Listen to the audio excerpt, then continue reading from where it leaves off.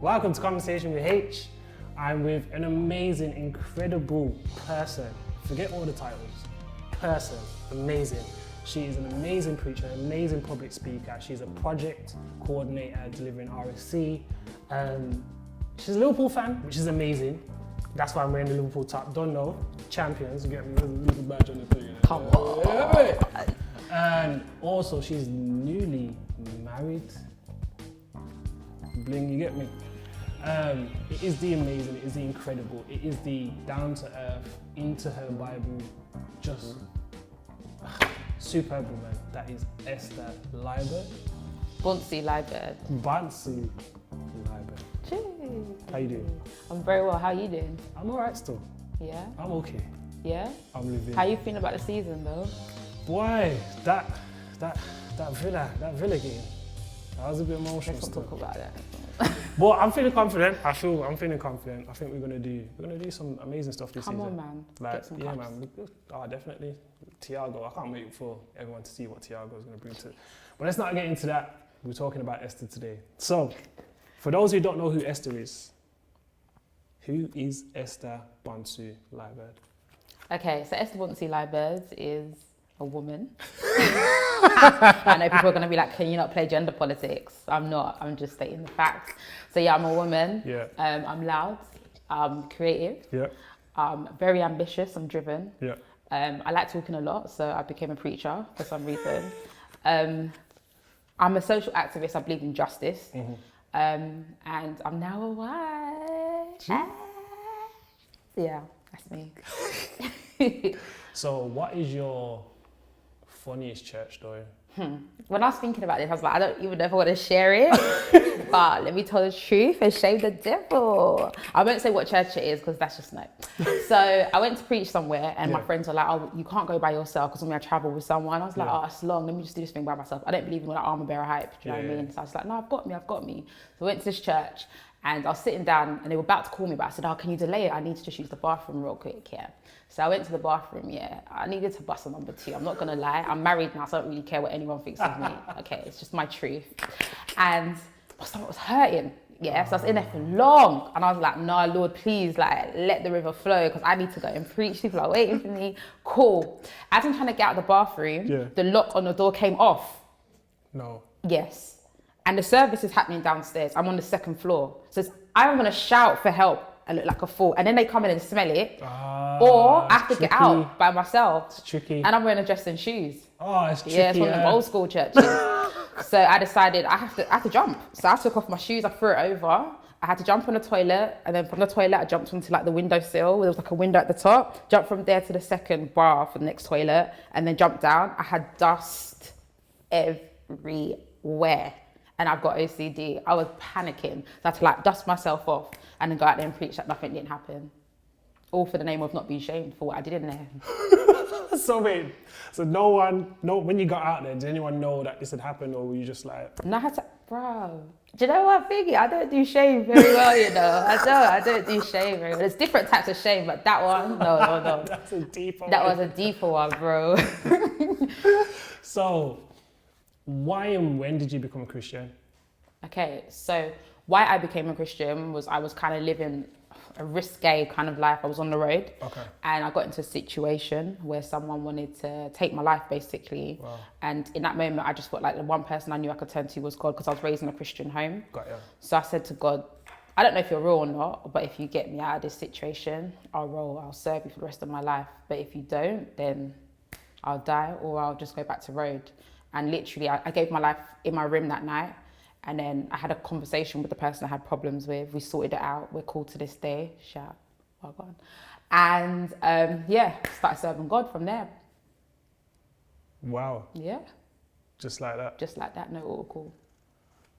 So how, because obviously although you grew up in a Christian home, you said you were praying just to kind of like, if you're real, come through for me at this point in time. So what kind of gave you that faith to do that? To do that.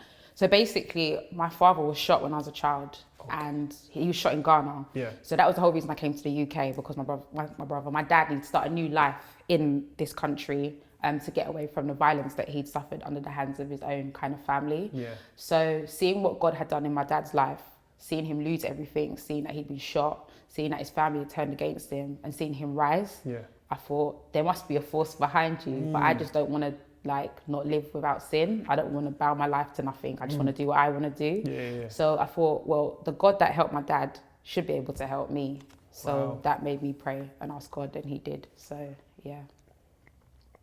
Wow. So what was, considering you were, I'm guessing you were young at that point in time, what was young Esther like then, prior to Christianity? And then how is it different to how you are now? I was interesting as a person. Yeah. I was feisty. Really? I was very, very feisty, very rude, quick to snap back, not having it. Always thrown out of class, always excluded from school.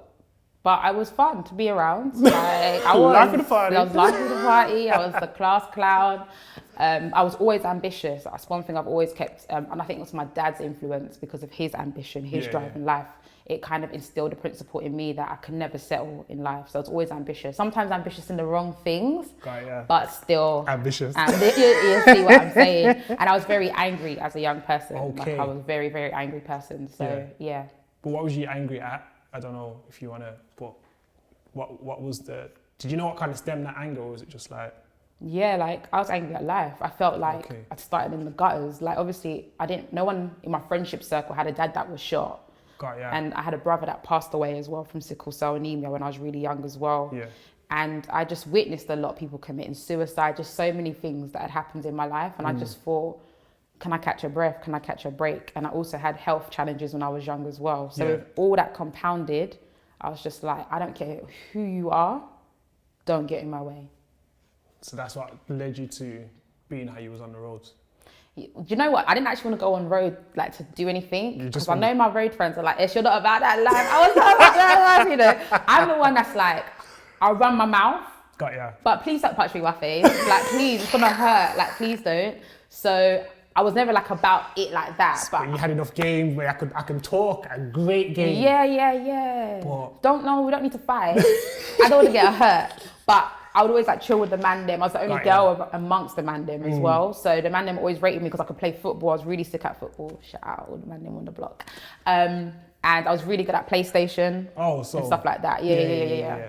So you winning anyway. So how did you take that ambitious, as you said, loud, feisty Esther from there to then moving that Esther into a church setting?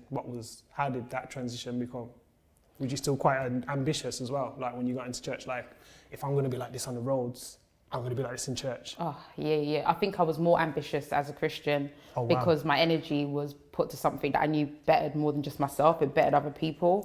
But I was not having it. When I got saved, I didn't go to church. I wasn't on the church thing. Oh, you wasn't on it? No. I just started my own church in my college. Shout out John Ruskin. Yeah, just started our own thing. And we had a Christian union group of us. And then that thing grew and then it got handed over to me. And I continued. I'd evangelize to anyone. Peckham boys, I don't care what gang you're in, I'm going to chat it out. If we're going to kill me, boy, I'm going to die like Jesus, isn't it? That's how I rationalized it. You get what I mean? So I went hard for God on the road, wherever I went. I just went hard for God. So you started your own church essentially, and then you when you did hit the church setting, would you just okay, I've done this here, so I'm in this thing, so what can I do to do more? I never wanted to go to church. My friends tricked me in a sense. What they do you said, mean tricked you though? They named a church and it sounded like a rave. Because it weren't like the tabernacle of Jesus. Do you know what I mean? If you know what church I'm from, you know it sounds like a rave, yeah? And everyone went shopping at Selfridges to go to this church, yeah? So obviously we went all Dolce & Gabbana's out. I was like, okay, well, I don't know what it is. It's a Christian thing, but it sounds like a party sort of thing. So when I got there, it was an actual church. And I was like, oh, this church is cool kind of thing. First service, I hated it. I said, I ain't coming back. But then there was nice boys there. Tell the truth, shame the devil.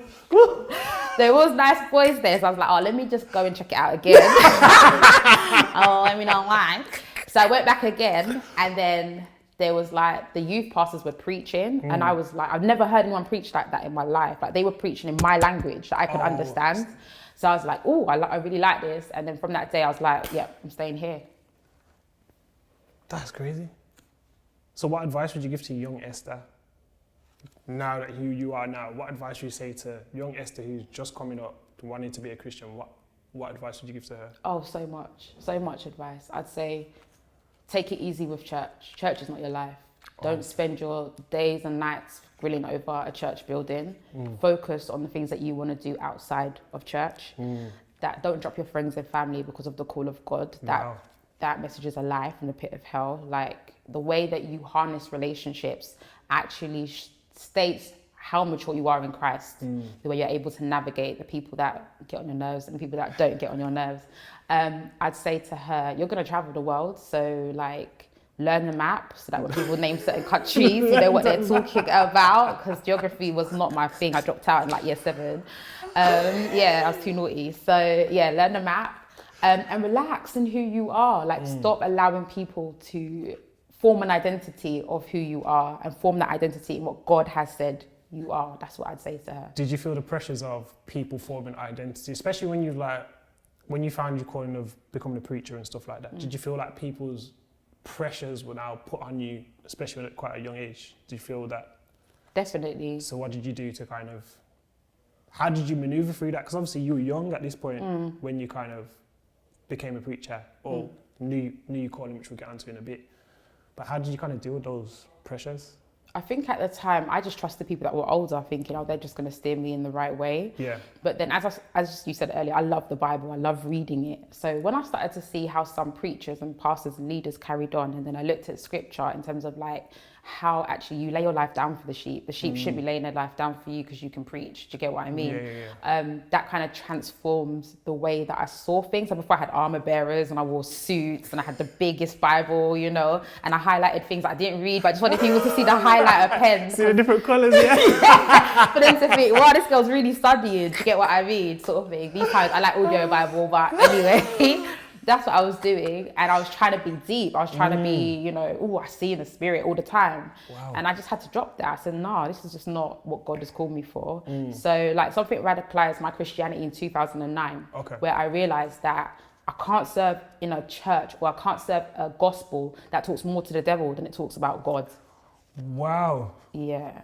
Why am I fighting the devil every minute when the Bible says it's finished? Talk to them. Do you get what I'm saying? Yeah. So that's kind of like got me thinking, I need to get out of the matrix of religion, because if the devil's so powerful and Jesus couldn't finish it on the cross, I can't fight him because he was here before me. Do you get what I mean? And also it's like ministry becomes like an industry in itself where everyone wants to succeed. People will stab you in the back. People want to take your preaching gigs and all of that. And I just thought, I don't get it. Like, I thought we signed up to lay our lives down for Christ and to love people and to serve wherever we can serve. Esther. So, yeah. I thought this whole preaching gigs, people taking preaching gigs, was not real. Because obviously I'm not a preacher like that. So I'm just seeing a preacher on X, Y, and Z. I'm thinking, okay, cool. But when you hear people who I know are preachers, and just like, yeah, I'm being badmouthed here. They ain't even heard me preach.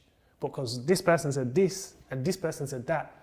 And you're just like, but you ain't even they don't even know you. You ain't even done nothing. All you've done is tried to preach the gospel. But why are people who are supposed to be Christians giving bad mouthing you more than people who are not Christians? It don't really. I call them gospel gangsters. It's road, isn't it? It is road. I own this patch, and if you try and step into my patch, I'm gonna make sure that you get done. But that's crazy though. It is, but it's normal. I think maybe I'm desensitized because that's just what it is. Like, I've got friends that are damaged from church, will never come back to church, will come back to Christianity, hopefully, but never come back to the institution of church, because pastors will call people and say all kinds of things about them to shut doors and opportunities for them. But if you're bad, pick up the phone and call the person.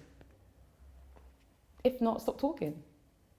This is kind of a good way to segue to move on to talk about the Runaway. Tell us a bit more about that and what you're trying to achieve with that, because you talked about people being hurt by church and people not coming back to church, but essentially coming back to God. So tell us a bit more about the Runaway. Okay, so the Runaway started by accident. So yeah, it wasn't like some vision I had for like a year or anything. No, it was nothing like that at all. So I was studying Jonah at the time. Okay. And like, I felt like the Holy Spirit kind of put it on my heart. Like, I want you to do a live and just talk to those that are running away from God. and Runaway from purpose. So it started out with just like my first video, which was just about me talking about Jonah and me running away. Because I think people think because I'm so bold or because I live this kind of risque life that I'm just perfect, and I'm not. There's things that God has asked me to do that I run away from because I just don't like politics, if you know me. That's one thing I don't do. Just say what you mean what you say, or don't talk at all. That's just me kind of thing. And that's the facts. You know, and so with that being said, I started that, and then it just led into like all these questions that I had for God, that God had answered for me. So like, for example, like if God is good, why does he allow evil and suffering? And then I went down my apologetics route and I did study, but I wanted to also speak about that because a lot of millennials and Gen Z are running away from church because they're like, how can God be good? But then look at all the evil that's around us. Or, you know, Christianity is a white man's religion. You know, they brought it over through slavery. It's not true. So I just went on this philosophical journey where I became a bit of an academic because of the fact that I wasn't an academic before. Man only got one GCSE, you know. But anyway, I'm in uni now, but yeah. Jeez. Yeah, where I just went on a reading spill. I wanted to understand philosophy. I wanted to understand every single religion, every single question that could possibly come to a Christian and be able to answer it for myself, and then use the platform of the Runaway to get that message to educate people about things that we believe as truth, but they're actually lies, or they don't logically fit in an ethical or philosophical framework that makes sense. So, yeah. So do you have any kind of goals or anything that you want to achieve with it, or is it just like being obedient to God and just continue to do what you do? Now I have a vision. Okay. Yeah. So I've come off social media and I've just been building a vision behind the scenes in terms of how I want to build like a community of people that think. Christians do not think. Wow. Christians are the worst thinkers. It's like you say to a Christian, okay, well, if God is good, why does he allow evil? Well, you know, you just have to have faith. I don't know why I picked the Jamaican accent. Please forgive me. I'm not Jamaican. I'm so This time she's Ghanaian. authentically Ghanaian. Authentically, forgive me. Born Okay. there. Where did the accent come from? We do not know. Please forgive me. So like, yeah, like they can't answer that basic question. Or if it's like, okay, why Christian above Islam or any other Christian or any other like faith, they can't answer it. It's just fickle questions. Or they're sowing seeds of £1,000 because one man on the stage said, bring your money, but you ain't got no budget for your financial plan for the year. Like, we do not think. So for me, I want to use the Runaway to actually bring a case for God intellectually backed up by spirituality, not just this case where we've got these weird Christians that are so spiritual, can speak in tongues, but they lack common wisdom. They can't answer simple questions about their faith that they profess to believe in. They don't know the Bible very well, but other people of other faiths know the book better. So it's kind of like a platform to challenge that, kind of let my people think, as Rabbi Zacharias used to say. And the thing is, what you're not doing, and tell me if I'm wrong, you're not challenging people to say, you're doing this wrong. What you're challenging people to say is, we can be better. 100%. But what tends to happen when we challenge people to do better is they take it as, we're challenging you because you're not there yet. So they're just like, oh, you know what, I can't get to that level.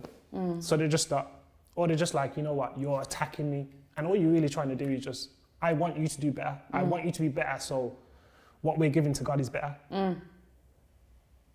Because if you used to go to work and you was getting paid to do all these kind of things, you'd learn every manual, you'd learn everything, you'd understand how the systems work and all these types of things. But when it comes to God, you just don't want to know your Bible. Or you want to be on a certain level and be like, oh, because I've got to this level for how many years, I don't need to develop certain areas of my life of Christianity, which is scary, but I think you're expertly placed to deal with that just because of how you talk to the masses. You have an amazing ability to speak to people of all ranges.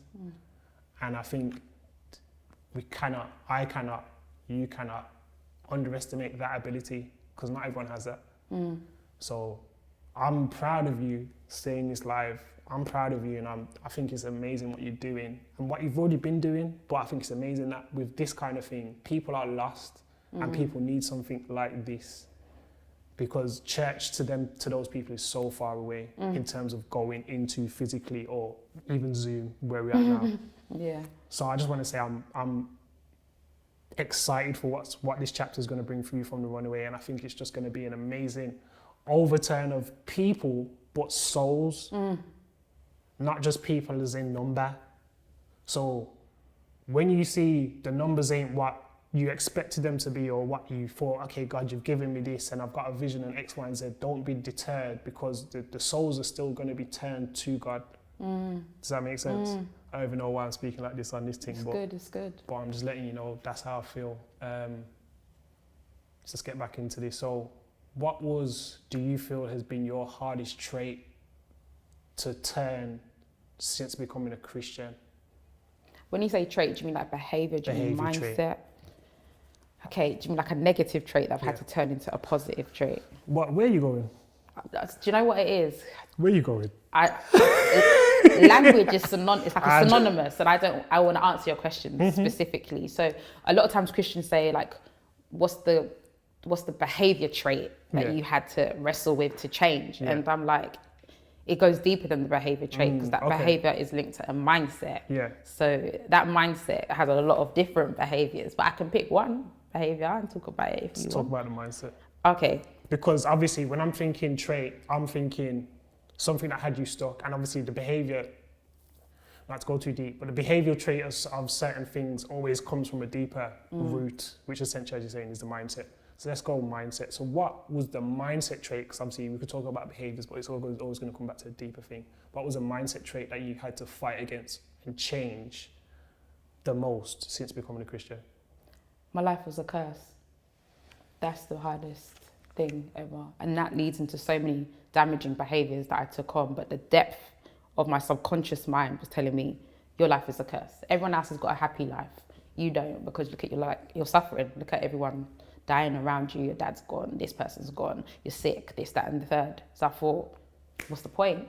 That's why I was so destructive. So when I became a Christian, that was my wrestle with God, where God was like, your life's on purpose. I'm like, nah, God, just use me. I'm used to being used. I've been used as a child. I've gone through sexual abuse. I've been used my whole life. So just use me. I was used on the roads. I know how to do that. I don't know how to do royalty. I don't know how to be a daughter. I don't know how to be valuable, but use me. So I thought I was sick in ministry. Give me any ministry and I'll bang. Why? Because I'm good at being used. Give me instructions. I'll take your vision to the next level, because I'm good at being used. And that's where I think a lot of unwell preachers slip through the net in ministry, is because they're good at doing stuff.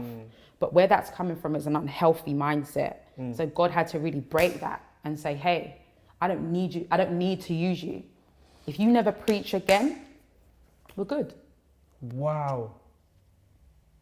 But that's a heavy burden to take on, to feel like my life is that's heavy, that is. And the scariest thing is that you carried it, which is not unnormal, but carried it into ministry. Because I was gifted. If I wasn't preaching Jesus and I had to preach about my Jordans, I'd preach it well. People would buy the Jordans. I have a natural gift to articulate myself well. I'm a wordsmith, I'm a reader, so I know how to blend words together to even make what I want to say colourful and flavoursome to a diverse audience. And because of that, people thought, this girl's anointed, let's use her. But behind the scenes of that, I was addicted to pornography. Wow. I was battling suicidal thoughts. I was all over the place in my personal life, but my ministry life looked good because I am gifted. And that's the part where God was like, I want that part of you. I want the nasty parts of you, because it's that part of you that needs to change. That mindset that you think is a curse that needs to change. And so for me, I gave up ministry. I stopped preaching for like a year, and me and God went on a journey where he had to teach me, you're a daughter. If you never preach again, don't save a soul, we're good. And I've never been in a relationship like that where I don't have to do nothing for you. Wow. So, wow. So what do you feel one of the, and this should just be your personal opinion, do you feel like one of the reasons why this generation, our generation, the younger generation, millennials, what am I asking? Nah, because you know what it was? I've listened to you preach before, and I've listened to you, we've had conversations before, but in this kind of setting, to hear, and this is the whole point of why I do conversation with Haych, is the way you're talking is breaking down others who are watching thinking they feel the same. So my question essentially is, and now we're back on track, what do you feel we struggle with as millennials the most in being consistent and constant with our relationship with God, in your personal opinion? Millennials just like a title for people that are born in a specific generation. So I think there's so many different diverse pockets of millennials in terms of the Christian belief. I think a lot of millennials have left the church because it doesn't answer basic questions like what's going on with gender in society, what's the church's response? Racism, what's the church's response? Poverty, homelessness, what's the church's response? The church doesn't respond, it just keeps ticking over, having services, scream, shout, jump, sing. But there's a world out there that's dying and we don't engage culture. So for a lot of millennials, it's like, well, I don't need this because I can just join an activist group and we will see actual change. I don't need a God that is just into shouting and jumping and giving offerings. I need a God that actually goes into the dark places and actually brings light. So I think there's that kind of cohort of millennials. And you've got the church hurt millennials that have done church with all their chest, all their heart, all their soul, and have just been used and spat out. Whether they fell through sin or their gift got kind of dry maybe, or whatever happened in church, they fell out with a pastor, whatever it might be, they're like, I'm never coming back again. Then you've got those, I call them the hanger-oners, those that still go to church. They're still there, it's just them Shout two, you it's lot them out, two, you it's know, them two. Shout out all you man in it, like pray for us. The hanger-oners that are still going, that want to bring change and want to speak to their pastors to bring change and so forth. And I guess their kind of motivation is the fact that they believe change can happen. And then you've got the people that's just habitual, like you just going to church is just a habit. It's not a lifeline. There's nothing else to do on Sunday. Do you get what I mean? So you just go to church. But I think the greatest issue with the millennials is that Christianity in one pocket of like, Christianity is huge. There's so many denominations. But for our denominations, some of our leaders cannot answer basic questions. But they preach good. Wow. And then you have those people who go to church, hang on their every word, and then don't read their Bible when they go home. I don't understand. And it's just like, how are we going to progress? But don't you think it's colonial? Don't you think slavery's got a lot to do with the way our churches are set up? 1,000%. I definitely feel that people are so used to, I go to church, I sit down, the preacher gives me the word I need for the week. Then I come back to church next Sunday and get whoever's preaching again and they give me the word that I need for the week. So I will hang on that word for this whole week. Don't need my Bible. Why? Because he's given me or she's given me everything I should be able to grasp for that week. That's how a lot of people live their Christian life that I've seen. With the Bible being right here. So you don't fact check. You don't say, okay, did they say what they said was right? Do I know if they said what they said was right? How they treated that person who got pregnant outside of wedlock, was that right? Is that biblical?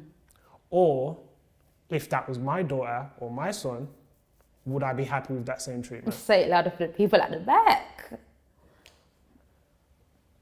But there's no checking. And we're becoming an older generation. The generations are becoming older with less education outside of what they know to preach. But because they've been preaching for so long and certain names hold weight, people are like, oh, but that's that person. So they must preach good. When I went to the conference in 1999, that person was amazing at preaching. And this is why I'm so super duper gassed about Runaway, is because it's gonna help unlock and untie some of those things where certain people's salvation depends on what the preacher preached that Sunday. Because of how they treat their Christianity to themselves. They don't pick up Bible, they don't do this, they don't do research, they don't look at history, there's none of that. Because your Sunday essentially is your Christian life. But is your pastor theologically trained? Exactly. And this is what I'm saying. Some people don't know. Some people have been going to church 5, 10, 20 years, never questioned it. But because Auntie Betsy and Uncle Timothy goes to this church, It's been a nice church to go to. I grew up in children's church. So what they're preaching in children's church should be what they're preaching. Are they CRB checked? It's little things that in a work environment are the standard. Your manager would need to know these things. If you're gonna manage a certain people, you need to know certain things. That's not always the case in church. You don't need to know. You can get to a certain position and not need to know certain things. But preachers have created that.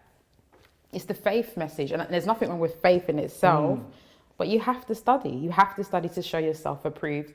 And two, it's like, how am I gonna sit down and listen to you talk to me about Liverpool and you ain't read nothing? Do you understand what I'm saying? You're like, yeah, you know Liverpool's a good team. Why? Don't know nothing. They won a cup. Okay. But why? Do you know what I mean? I don't know why we leave our thinking caps behind when it comes to Christianity, but it's so dangerous, especially in a time when knowledge is just being spewed out. If you don't have the basic kind of beeline of this is what truth is, you'll go into the prosperity doctrine, eating grass doctrine, sowing weave doctrine, whatever doctrine there is in the name of faith. Yeah. So how did you know that you were called to preach? How did you know that? What actually happened? The reason why I ask it like that is because certain people don't know. Is this my calling? Do I know if this is what I'm meant to do? So I'm asking you as someone who knows that what they were called to do, what happened in that space and that time? Can I be brutally honest? 100%. I didn't know that I was called to preach. I just had a desire. I used to listen to DMX. Hold on. The Rough Riders Hold album. on, where are we going? On my way to college. Yeah. Flesh of my flesh, blood of my blood. Don't go listen to it. But yeah, I used to listen to that. And I used to daydream about preaching on stages internationally. What? Hold on. These maths is 2 plus 2 equals 7. Literally, that was it. You listened to DMX. Yeah. And that was what made you daydream about preaching. Yeah. These maths. Yeah. It weren't the lyrics, it's just the beat. It just got me gas. And plus I love DMX. Yeah. But what I'm trying to say is that I just used to have like a picture of just wanting to preach to the masses so that they would just know him, just know Jesus. Because imagine living your life thinking your life is a curse, right? And now you've come into Christianity and you're trying to like let go of this belief system and you're fighting. You're thinking, I need to let the other people know that our lives are not curses. It's a mindset shift. It takes time, but it's a truth nonetheless. Do you get what I mean? So it was a desire and God honored my desire. Wow. So did people pray and speaking to you in terms of saying, oh, you're called to do this, or was it like you just Sorry. tell the truth? I'm not a pastor. I'm not no famous pastor's kid, so I wouldn't get that kind of treatment. Oh, wow. No, I was just the nobody in the church that always listened to DMX on the way to church. Daydream about preaching. So there's Lecrae, there's Marvin Sapp. I didn't like gospel music when I first got saved. Think about it, you can't go from garage, Rough Riders to we lift our hands in the... It's not... I wasn't brought up on that. I wasn't brought up on that at all. So transition is wild. It was hard. So no one was like, Esther, you are... No one prophesied? No. I was in church. My youth leader said, we're going to make you preach at our youth conference. I'm like, this DMX listed like daydreaming thing is happening. You're like, it's time. And then I preached at that youth conference and then doors opened and I never knew where it would take me today. And then people started prophesying. Oh, try to prophesy after. Try to give you the after. You know the that after blessing. Yeah. I see that God is going to use you as a preacher. At this time, but you know that I preach. I've been here. Yeah. I'm doing it. That is. I don't believe in that doctrine. I don't believe that every human being must work out their calling. I don't believe it's so binary for everyone. If you look through the Bible, people found what they were called to do in various different ways. Diverse ways. Yeah. Okay. But I would say the greatest calling is to be a son and daughter. To learn what it is to be a son and daughter. No matter what arena you're called into, you'll bang. So, was there ever a time where you felt like now you're in this Christian journey and you're walking it and you're like, yes, get me. Me and Jesus just down the road, you get me? Side by side, just hey. But was there ever a time where you felt like, I may not overcome this, whatever that situation was? Was there a time where you felt like I may not overcome this? And how did you actually overcome that situation? Yeah, I think not too long ago, I think you knew about it, I went through homelessness. Yeah. Through a dispute that was going on, that I chose to walk away from everything. And I thought, how am I going to come from homelessness back to abundant life? I just thought, no, I was sleeping on people's sofas. Shout out all those people that let me sleep on their sofas. I was moving from house to house. I didn't even have a job at the time. I just finished a contract. I didn't have any kind of support system in that sense. And I thought, God, I don't know how I'm going to come out of this. And I kept serving him. I kept preaching. No one would ever know that I preach on the stage. You take me to a nice restaurant, shout out all the pastors there. To a nice restaurant, I eat nice food, but I'm going back to sleep on my brethren's sofa. But I just continue to trust God, and I continue to silence the lies of defeat and failure. And I can't even tell you where I live. Like, it's like people that come to my house, like, bring your swimming suit. That's what I'm saying. What? Yeah. God is good. Summertime.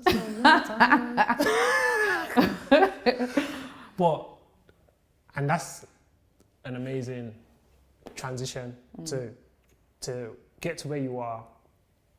But then you go from Esther, the preacher at the youth conference, to Esther's been flown out to preach in these different countries. How did you always see that happening? Can I be brutally honest? I dreamt it, like in terms of my DMX thing. Yeah. But I didn't believe things like that happen to people like me. Because I'm from the gutter of life. I ain't got no dad or uncle that's going to open a door for me. Any door that opens has to be opened by my Father in heaven. Do you get what I mean? I just stayed faithful at what I was doing. Let me tell you this. I believe the message. It's not an occupation. Preaching is not an occupation for me. Like, where I've come from, I believe the message. And people know I don't even charge when I preach. People like, by now, Esther, you should be banging $1,000, banging $2,000 when you're preaching and so forth. People that I started out with that are like mashing peas, they're like preaching and they're like charging 10 bags. That's £10,000, by the way. £10,000 for conferences and so forth. But it's not, preaching is not the modus of fame or popularity. I had that in the world. I had that on the road. I don't need it in the church. So when I do what I do it from here. So the first plane that I got on to go away and preach, I was like, this nation, they need to know Jesus. Like, there's no way that I'm getting on a plane and going there and then not knowing Jesus. I don't care about the 5-star hotel. Put me in a 2-star. I'll pray all the time there because I'm OCD. I told you I'm OCD. I like things clean. I do struggle with that, okay? But I believe the message. Do you know what I mean? So even when I go and preach in prisons, all male prisons, like, I don't approach that any different from when I go and preach in a nice church where I'm suited and booted, because I believe the message. And I don't know who I'm speaking to that God's going to use to mash things up. I may just be the catalyst of the next Billy Graham. Do you know what I mean? So I don't take that opportunity lightly. But this generation of some preachers, it's an industry. Do you know what I mean? I know how to mash peas. I know how to make money. I know business. I know everything. I don't need preaching to be successful. I don't need preaching to be popular. I know people. I do it because I believe it, and I would die doing it. So I can be homeless and I will still do it with all my heart because I believe the message. I love that. The first time I actually met you, I don't know if you remember, it was in Germany. That's the first time I actually met you, which was like 2016. And I was DJing for Faith Child at this point. And then I was like, we went to this church, and the church was like, oh yeah, we got this young preacher from the UK, Esther Bonsu-Liburd. So I'm like, okay, I've never heard of this person in my life. So me and Faith was downstairs. We had finished doing what we was doing. And we're hearing you preach, you know. And Faith will testify to this. we're hearing you preach, and we're like, we're gonna have to go upstairs. But we're tired because obviously we just done whatever we're doing, 45-minute set, whatever it was. And we were just like, nah, we're hearing Esther preach, and we're just like, okay, we're gonna have to come upstairs. So I don't know if you remember how the church was set up, but the stairs was where the stage was, at the back of the stage. We were sitting at the top of the stairs. You couldn't see us, but we were sitting at the top of the stairs, hearing you preach, and we were just like, we're in a whole different country with a whole different language, and I'm seeing Faith Child's music translate to these people from English, who are their main language is German. Then I'm seeing Esther Bonsu, English speaking message translate, should say I had a translator, but translate to these people. The message doesn't lose its power just because it's translated from English to German. Come on. So we just sat there and we were just like, this one is amazing. But you knew Faith, I didn't know you. So I was like, so I said to you, yo, if you ever need a DJ. I remember that day. I remember that day. Mad. So I was like, if you ever need a DJ, yo, I'm starting up with DJ Haych. And look at us now. Look at God. We have Esther right here, and Esther is now newly married. So what was that like? You got married in during a global pandemic. What was the hardest thing about the wedding process during the global pandemic? Everything is hard. Because the rules keep changing. You can have 30, you can have 6, you can't have receptions, it was like, then all our venues gave our money back to us, which we had booked already. Like everything was like ordered. And they were like, here's your money back, here's your money back. We were like, what the heck is going on? So in the end, I was like, wait, let's strip this back. Why are we actually getting married? Oh yeah, covenants of God in it. Forget the nice venue, the car that was meant to come and all of that. Let's strip it back. Why are we meant to be getting married? And who do we want around us when we're getting married? And then obviously the kind of rules was like 30 people in person. And it was just, yeah, it tested my character because I'm a planned, organised person. So things kept shifting. But I think it brought me and my husband closer together. Husband. You see, I go back a little bit. Husband, just comfortable with decisions. Husband. You know, I'm gassed at it. I never thought I would get married, so that's why I'm just like, oh, I got a husband. So yeah, like it brought us closer together because we just learned, no matter what in life, so long as we've got each other, we're cool. Yeah. If we get married and all we have is cocoa bread and patty, we're good. So what's the thing that you love most about being married? And what's the biggest thing you've learned about yourself in the marriage process? It's true to say it's early, it's fresh. Very fresh. You get me like bun. It's fresh. You get me like a butter on it. So it's fresh. So can you just say that again? Butter on it. Butter on it. Hold on, no. I'm trying. don't shame me now, don't shame me. So what's the thing you love most about being married? Let's start with that and then we'll go on to what's the thing you've learned most about yourself? Go from the wedding process to being married as well. Number one thing I love about being married is my husband. Cheers. Literally, and I'm not gassing because you know me, I'll just chat it out if it weren't being good. So his love for me makes me believe that much more in love. Like I tell him all the time, like, I don't want to get emotional because obviously we're doing bad girl out here. He has taught me what Christ's love looks like in real life. And that's not an occasion when he's cooking dinner or when he's trying to do something nice. That's every single day. Even in our disagreements, he just shows me God's grace. And I'm just like, boy, who is this guy? So that's what I love about marriage, is my husband. If it wasn't my husband, I wouldn't want marriage. No, I wasn't looking to be married, bro. Why was you not looking to be married though? It slows you down. That's how I see it. Because you got to consider someone else.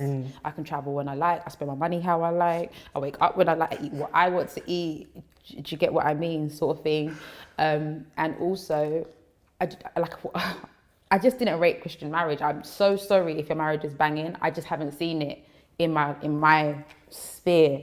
So there was no marriage that I looked at and thought, oh can't wait to get married. He's gonna be sick. Apart from the sex part, I just thought, it's true. I just thought, I can't wait to get married to have sex. But other than that, it just seems like a burden sort of thing. And also, I've seen a lot of preachers' marriages that haven't been great examples.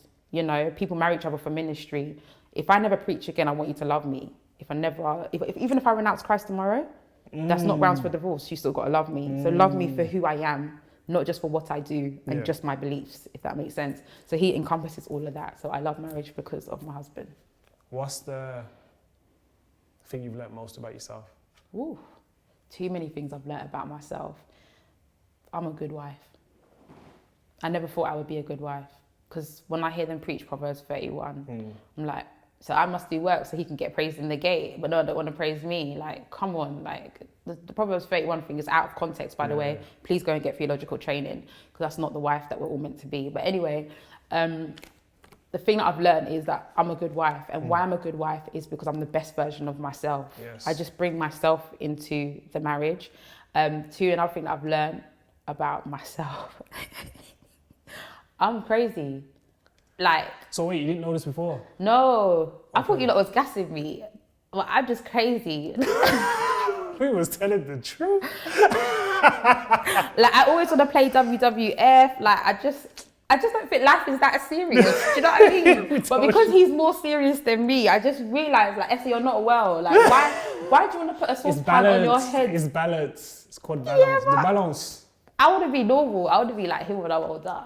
I want to be normal. Like, I want to have clashes. Like, let's do a grime clash. He's like, but you can't rap. I'm just like, it doesn't matter. Let's just do it. Bar for bar, straight. Do you get what I mean? So I think those are the key things that I've learned about myself, is being my authentic self, not being a wife, just being Esther. Yeah. That is someone's wife. And I'm mad. I'm crazy. Trust me. How mad do you think I am? Times that by 1,000,000. Why? My neighbours know.